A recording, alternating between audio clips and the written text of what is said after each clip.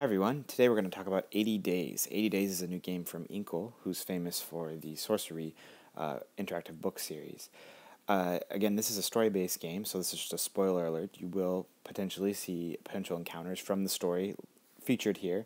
So if you would prefer to not have those, I would recommend not watching this video.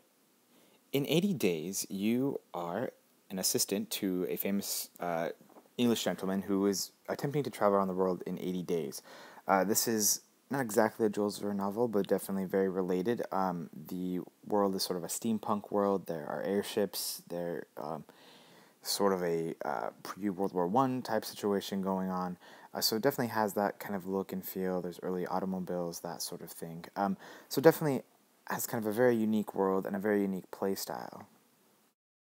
The way the game works is you will find yourself in a different city, and from that city you have the options to explore to learn more information. Generally, you're looking for routes leading from that city to other cities so that you can, as quickly as possible, travel around the world. You also can go to the bank to get more money. You can go to the market, which is a very interesting mechanic where you're buying goods that you may potentially sell or may give you benefits on your journey. Your goal is to get around the world in 80 days while keeping the gentleman, Mr. Fogg, in good health and getting there on time without running out of funds. You learn new information by consulting with different individuals. There also will be kind of story-based moments where you're making choices and trying to achieve certain results. It's all very much an interactive story, very stylized in the Inkle sort of way. This, unlike Sorcery, has kind of fewer combat situations, that sort of thing. It's not really present.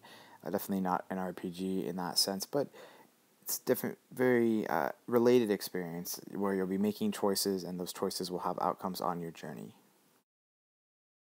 One cool feature about the game is that you can actually see where your friends or other players are on their journeys, so you can kind of see, are they ahead of you, are they behind you, what kind of routes are people taking, that sort of thing. It's very interesting. Right now, obviously, this is a pre-release version that we are reviewing this on. However, there are other players playing, and we can see where they are. And I think it'll be a very interesting feature once you get all your Game Center friends loaded in and seeing how they're succeeding or failing on their respective journeys. As you can see through my explanation, there's a lot I really like about this game. I think there's a lot of interesting aspects going on. It's very unique, the style, that kind of spinning globe thing, which we've seen on iPad a couple times now. Not that they were copying, since I think probably all these games are being worked on at the same time. But it's very cool. It works very well. It's nice to zoom out, see the whole Earth, see where you've been, that sort of thing. It's all very stylish, very great. But I'm kind of in two minds as to the game.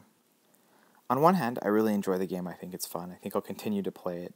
On the other, there is sort of the feeling that your choices are somewhat limited. You do have choice, but the game is a little more slow-paced than you'd expect from your usual kind of interactive novel, and your choices seem to have fewer consequences, fewer big changes in the story. You're definitely in this race mode, and I think as we continue to play it more, we'll learn more about the kind of finer aspects of succeeding in this race. But as it stands now, it seems like you're really making a few key choices and then engaging in some interesting story elements that may or may not directly affect your journey. In conclusion, I really enjoy 80 Days, and I think it's definitely worth your time. It is kind of a different experience than we're used to from Inkle, but it's a very beautiful experience, a very unique experience, and something that you really can't miss. Maybe something that could really only happen on this platform, so it's definitely worth checking out for those reasons. But again, if you're looking for a completely engaging type RPG experience, this really is not the same thing, but definitely worth checking out.